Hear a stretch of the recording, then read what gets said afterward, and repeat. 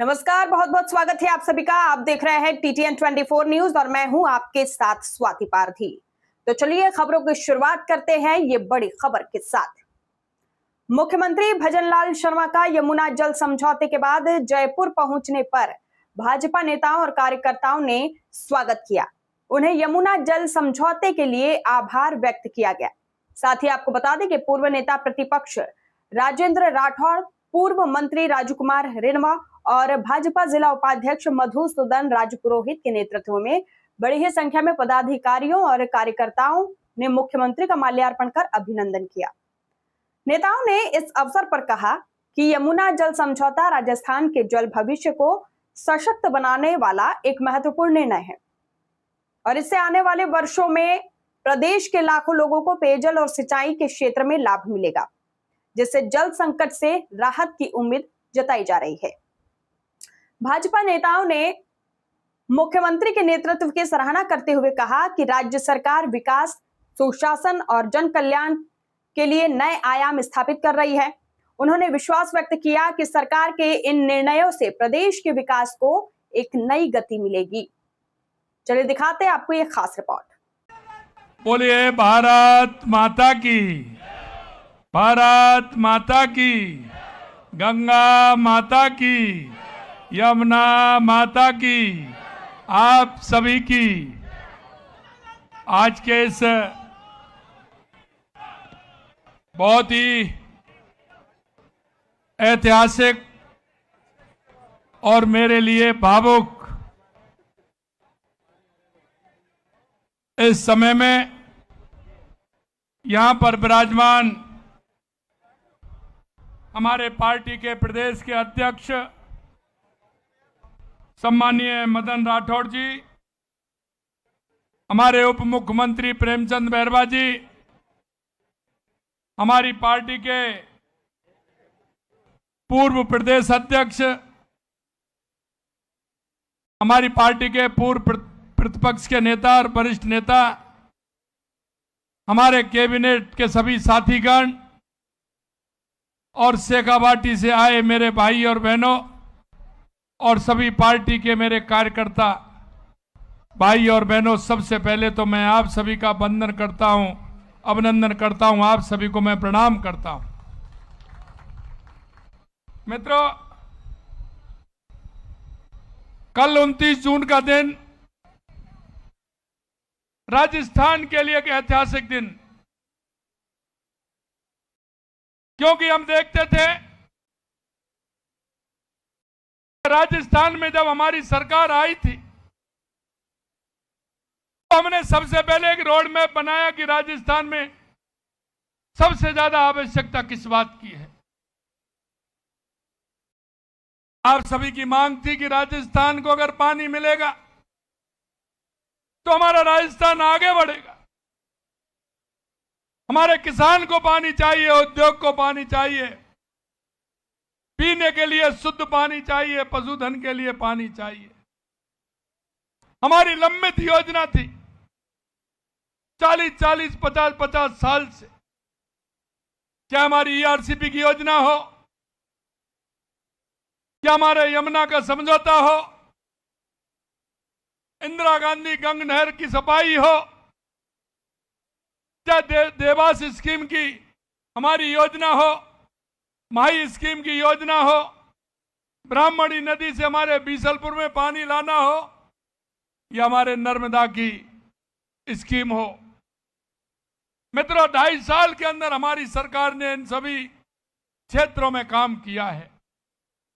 निश्चित रूप से देश के यशस्वी प्रधानमंत्री नरेंद्र मोदी जी के नेतृत्व में जब हमने राजस्थान का विजन रखा, हमने कहा राजस्थान का विकास के लिए पहले पानी चाहिए, बिजली चाहिए, उद्योग चाहिए। लगातार हमारी सरकार उसमें काम कर रही है। लेकिन मैं एक बात कहना चाहता हूं आपसे मित्रों, 1994 में यह आवाज हमारे पूर्व मुख्यमंत्री और पूर्व उपराष्ट्रपति स्वर्गीय भैरव सिंह शेखावत जी ने उठाई थी। लेकिन मैं आपको एक बात और कहूंगा कि आज कांग्रेस के लोगों के बयान में देख रहा था, 5 दिन पहले कुछ और कह रहे थे। हमने कहा इसका जवाब हम जब ही देंगे जब हमारा ये काम हो जाएगा। लेकिन आज उनके सुर बदल गए। मैं आपको एक ही बात कहना चाहता हूं, शेखावाटी के लोग मेरे सामने बैठे इसलिए, और मैं कहना चाहता हूं इन लोगों ने शेखावाटी के साथ जितना बड़ा अन्याय कांग्रेस ने किया आज तक किसी ने नहीं किया। समय जब वोट का आता था तो शिलान्यास कर देते थे, यमुना के पानी के ख्वाब दिखाते थे, लेकिन उन्होंने एक पत्र भी नहीं लिखा। मैं माननीय अध्यक्ष जी कह रहे थे, मैं एक बात और आपसे कहना चाहता हूं, कई बार, एक बार नहीं कई बार ऐसा हुआ है कि राजस्थान में भी कांग्रेस की सरकार थी, हरियाणा में भी कांग्रेस की सरकार थी और केंद्र में भी कांग्रेस की सरकार थी। मैं इनसे पूछना चाहता हूं, ऐसी कौन सी बाधा थी जो आपने यमुना के पानी के लिए कभी केंद्र से लेकर के हरियाणा से लेकर के आपने बात नहीं की?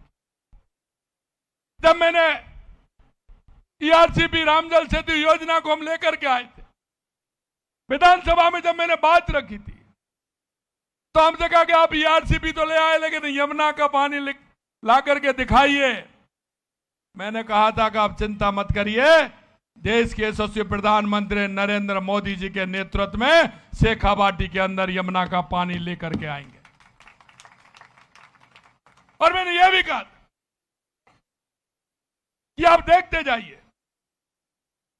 मित्रों, आज हमारी केंद्र में भी सरकार है, हरियाणा में भी सरकार है और राजस्थान में भी सरकार है। हमने पूरी बात रखी, हमने कहा कि हमारे राजस्थान का हिस्से का पानी मिलना चाहिए। आपने देखा होगा 17 फरवरी 2024 को सरकार के दूसरे महीने में 15 दिसंबर 2023 को सरकार बनी थी। जनवरी और फरवरी 17 फरवरी को हमने एमओयू किया।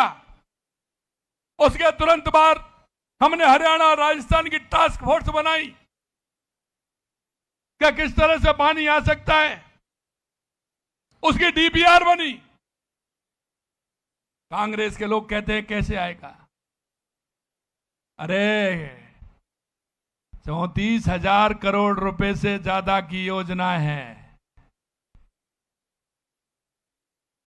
कभी आपने सोचा भी नहीं होगा, कांग्रेस के लोगों को यह विश्वास भी नहीं होगा। और आप देख रहे हैं दोनों राज्यों ने मिलकर के केंद्र की सहायता से डीपीआर बनाई। हमको पानी कितना मिलेगा? 3.6 मीटर की, जिसमें एक पूरा ट्रक भी चला जाए। 3 पाइपलाइन शेखावाटी की धरती पर उतरेंगे, वहां से पानी आएगा। राहुल गांधी का वो बात याद आ रही है मुझे कि आलू से सोना बनाएंगे। मैंने शेखावाटी में गया था तो मैंने यही कहा था शेखावाटी के लोगों को कि आलू से सोना तो हम नहीं बना सकते, लेकिन मेरी शेखावाटी की उस प्यासी धरती को पानी मिलेगा तो मेरा किसान जरूर सोना पैदा करेगा, किसान सोना पैदा करेगा। मेरे भाइयों, एक ही बात मैं आपसे और कहूंगा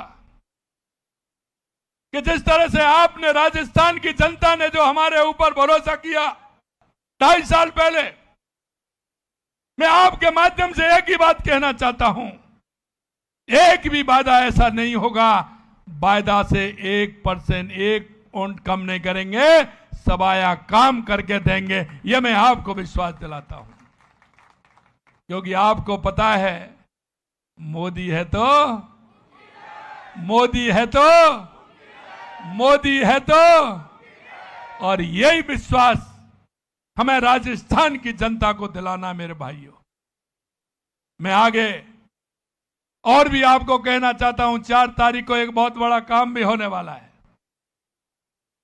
पहले जब राजस्थान में देखते थे तो राजस्थान की कहानी किसी ना किसी पेपर लीक से लिखी जाती थी कि आज ये पेपर लीक हो गया।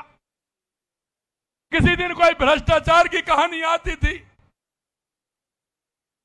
कहीं ना कहीं गैंगस्टर की कहानी आती थी,